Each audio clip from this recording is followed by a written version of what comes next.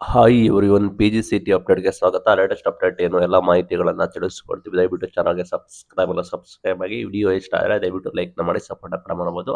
Already PGCET ತಾತ್ಕಾಲಿಕ result announcement ಕೂಡ ಆಯಿತು. ನೀವು ಇಂದು ಮಧ್ಯಾಹ್ನ 1 ಗಂಟೆ ಒಳಗಡೆ ನಿಮಗೆ ಏನಾದರೂ ಆಕ್ಷೇಪಣೆ ಇದ್ದರೆ, ನಿಮಗೆ ಬಂದಿರೋ ರಿಸಲ್ಟ್ ಆಕ್ಷೇಪಣೆ ಇದ್ದರೆ KE authority/ke@nic.in ನೀವು ಮೇಲ್ ಮಾಡಬಹುದು. ಎಲ್ಲ ಕರೆಕ್ಟ್ ದಾಖಲೆಗಳೊಂದಿಗೆ ನೀವು ಮೇಲ್ ಕೂಡ ಮಾಡಬಹುದು. ಯಾರ್ಯಾರು ಆಕ್ಷೇಪಣೆ ಇದ್ರೆ ನಂತರ ಇಂದು ನಿಮಗೆ ಆಫ್ಟರ್ 4 ಗಂಟೆ ನಂತರ ನಿಮಗೆ ರಿಯಲ್ ಸೀಟ್ ಅಲಾಟ್ಮೆಂಟ್ ಅಂದ್ರೆ first round final seat allotment ಕೂಡ ಬರುತ್ತೆ. ನಂತರ ನಿಮಗೆ ಅಪ್ ಟು 7ನೇ ತಾರೀಕು ನಿಮಗೆ ಚಾಯ್ಸ್ ಎಂಟ್ರಿ ಇರುತ್ತೆ. ನಿಮಗೆ ಚಾಯ್ಸ್ 1, ಚಾಯ್ಸ್ 2, ಚಾಯ್ಸ್ 3, ಚಾಯ್ಸ್ 4 ಇರುತ್ತೆ. ಅದನ್ನ ನೋಡ್ಕೊಂಡು ನೀವು ಸರಿಯಾದ ರೀತಿ ಆಯ್ಕೆ ಮಾಡಬೇಕು.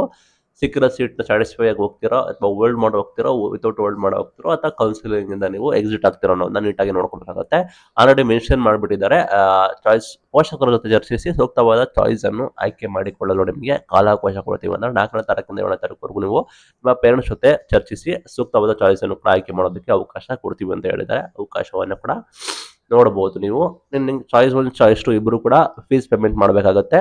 ಚಾಯ್ಸ್ 1 ಮಾಡೋರು ಅಡ್ಮಿಷನ್ ಆಗ್ತೀರಾ, ಚಾಯ್ಸ್ 2 ಮಾಡೋರು ಸೀಟ್ನ ಹೋಲ್ಡ್ ಮಾಡ್ತಿರೋ ಕಾರಣ ಅವರು ಕೂಡ ಕಡ್ಡಾಯವಾಗಿ ಫೀಸ್ ಪೇಮೆಂಟ್ ಮಾಡಬೇಕು. ಅದಕ್ಕೆ 6ರಿಂದ 8ನೇ ತಾರೀಕುವರೆಗೂ ನಿಮಗೆ ಕಾಲಾವಕಾಶ ಇದೆ. ನಂತರ last date of admission by choice 1 candidate ಬಂದ್ಬಿಟ್ಟು 9th ಬಿಫೋರ್ 5:30 PM ಕೂಡ ಇದೆ.